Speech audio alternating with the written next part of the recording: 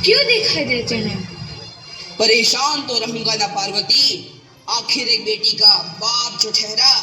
पार्वती, अब उसके हाथ पीले करने का समय आ गया है। पर हमारी आनंदी तो अभी सिर्फ 9 साल की है। अभी तो उसके पढ़ने, लिखने और खेलने कूदने के दिन हैं। देख पार्वती, लड़कियां पराया धन होती है और जितना जल्दी इन्हें घर से विदा कर दे उतना अच्छा है। कल से आनंदी की पढ़ाई लिखाई बंद। पर बापू, इसमें मेरी क्या गलती है? आप मुझे पढ़ाई करने क्यों नहीं देते? तेरी गलती है कि तू एक लड़की है। लड़का होती तो क्या बापू? लड़का होती तो क्या? ऐ लड़की, ज्यादा जबान ना चला, नहीं तो जबान हलक से खींचकर बाहर निकाल दूंगा। बापू, मैं पढ़ लिख कर कुछ बनना चाहती हूँ। मेरी पढ़ाई ना रोको बापू।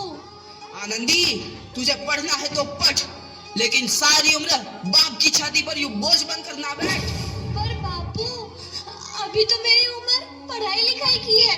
मुझे पढ़ लिख कर डॉक्टर बनना है। पढ़ाई पढ़ाई पढ़ाई, आज तो तेरी इन किताबों का काम तमाम करके ही छोड़ूंगा। ये ले।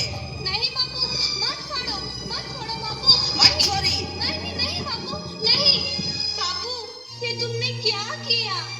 तुमने मेरी इन किताबों को ही नहीं फाड़ा बापू, मेरी किस्मत फाड़ दी, मेरी किस्मत। ये कॉपी किताबें ना सिर्फ छोरों के हाथ में अच्छी लगती है, लड़कियों के हाथ में तो सिर्फ मेहंदी अच्छी लगती है, मेहंदी।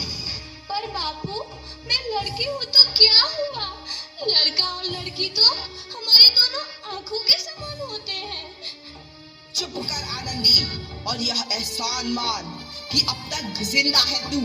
कहीं बचपन में गला दबा कर मार दिया होता तो यह तेरी बकबक नहीं सुननी पड़ती आज।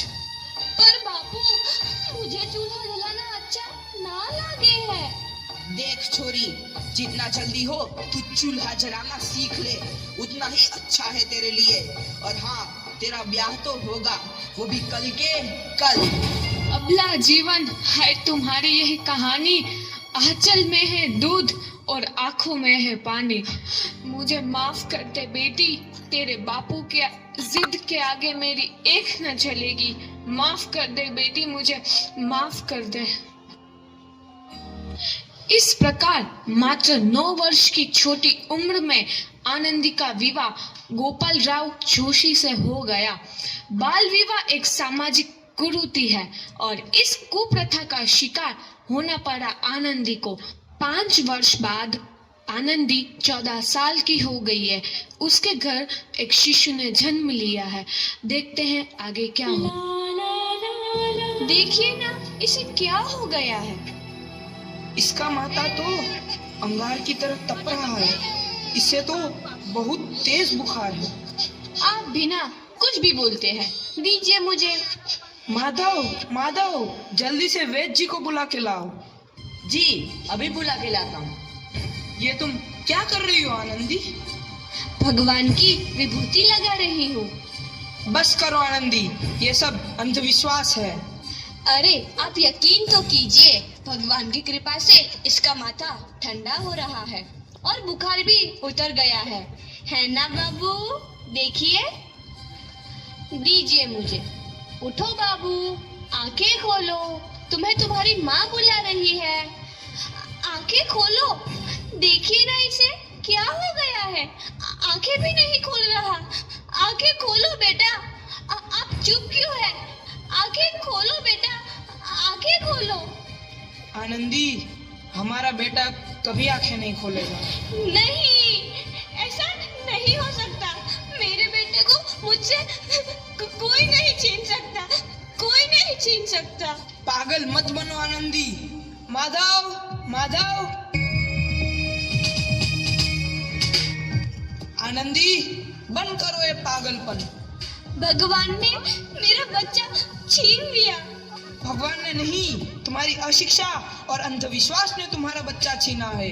अगर तुम पढ़ी लिखी होती तो आज हमारा शिशु जीवित होता। तुम अनपढ़ थे आनंदी, अनपढ़। नहीं, अब मैं अनपढ़ नहीं रहूंगी मैं अनपढ़। मैं पढ़ूंगी ताकि कल किसी और आनंदी को इलाज के अभाव में अपना बच्चा ना खोना पड़े। शाबाश आनंदी, और यही तुम्हारे अपराध के लिए प्रायश्चित भी है।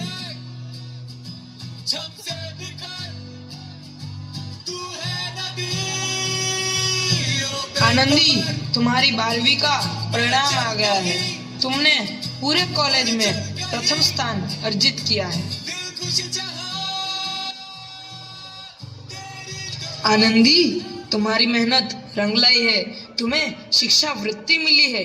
ये लो तुम्हारे अमेरिका जाने की टिकट। मुझे शिक्षा वृत्ति मिल गई, मैं अमेरिका जा रही हूँ। पर ये सब मैं अकेले कैसे कर पाऊंगी? आनंदी, अपने आप को इतना कमजोर क्यों समझ रही हो? फिर इतना पढ़ने लिखने का क्या फायदा? तुम अभी गवार की गवार नहीं हूँ मैं अब गवार।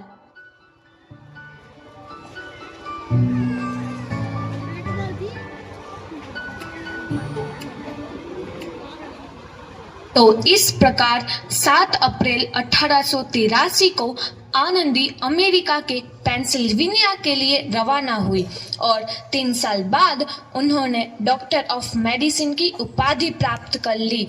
इधर आनंदी के पिता की तबीयत बहुत खराब है। आगे क्या होता है देखते हैं। लगता है अब मेरे जाने का समय आ चुका है। अब मैं नहीं बचूंगा। ऐसा मत बोलो। शहर के सिटी हॉस्पिटल में अमेरिका से डिग्री लेकर कोई बड़ा डॉक्टर आया है। एक बार वहां चलकर दिखा लेते हैं। हाँ, सही बोला भैया। कम से कम दिल को तसल्ली तो मिल जाएगी। हाँ, चलो चलो जल्दी हॉस्पिटल चलते हैं।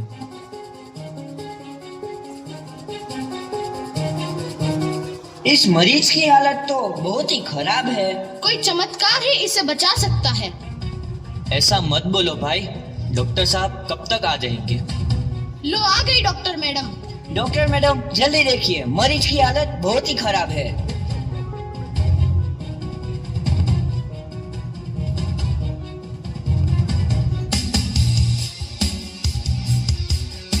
अब आप बिल्कुल ठीक है। मौत के मुंह से आपको बचाया है डॉक्टर मैडम ने।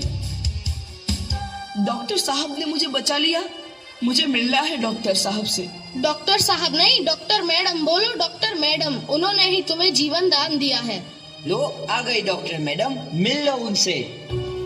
डॉक्टर मैडम, आपका बहुत बहुत धन्यवाद।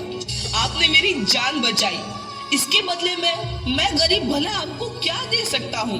वचन चाहिए मुझे कि कभी ये नहीं कहोगे कि लड़कियां कुछ नहीं कर सकती। वचन? ये कैसा वचन? अरे श्यामलाल, तुमने पहचाना नहीं? तुम्हारी बेटी आनंदी। आनंदी? मेरी बेटी आनंदी डॉक्टर? हाँ बापू, वही आनंदी जिसके लिए बचपन में तूने चूल्हा और दूल्हा के अलावा कुछ नहीं सोचा था। आनंदी, आनंदी मेरी बेटी, मुझे माफ कर दे। मैं तेरा गुनहगार हूँ बेटी। नहीं नहीं बापू, वही आनंदी जिसके हाथ पीले करके तुम उसकी सारी जिंदगी काला कर देना चाहते थे। माफ कर दे मुझे मेरी बच्ची, माफ कर दे। मैं तेरा अपराधी हूँ मेरी बच्ची, माफ कर दे। नहीं बापू, मैंने तो तेरा एहसान चुकाया है। याद है ना अपना एहसान जो बचपन में तुमने मुझ पर किया था? ताने सुना सुना कर जीते जी मार डाला था मुझको। अब बोल, और किस किस को मारेगा? आनंदी बेटी, मुझे माफ कर दे मेरी बच्ची। मैं तेरा गुनहगार हूँ। बापू, आपने ही तो बोला था किताबें सिर्फ बेटों के हाथ में अच्छी लगती है, बेटियों के हाथ में तो सिर्फ मेहंदी। बेटों और बेटियों में फर्क करना दो आंखों में फर्क करने समान है। एक का पढ़ना और दूसरे का ना पढ़ना सामाजिक अंधकार है बापू, सामाजिक अंधकार। उपकार मांगता हूँ मैं तुझ जैसी बेटी का, जिसने सारी उम्र मुझसे कुछ ना मांगा तो सिर्फ बराबरी का दर्जा। वरना सच तो यह है कि मैं तेरी माफी के लायक भी ना हूँ। मुझ जैसा बाप बराबरी कर सके उसके मैं लायक भी ना हूँ मेरी बेटी, मैं लायक भी ना हूँ। अपने बापू को क्या माफ नहीं करोगी आनंदी? माफ कर दो आनंदी, माफ कर दो। सुबह का भूला यदि शाम को घर लौट आए तो उसे भूला नहीं कहते। बापू। तो इस प्रकार आनंदीबाई जोशी ने अपनी मेहनत और अटूट इरादे से न केवल भारत की पहली महिला डॉक्टर बनी, बल्कि आगे चल के उन लड़कियों के लिए सुनहरा रास्ता दिखा गई जो जीवन में कुछ करना चाहती थी।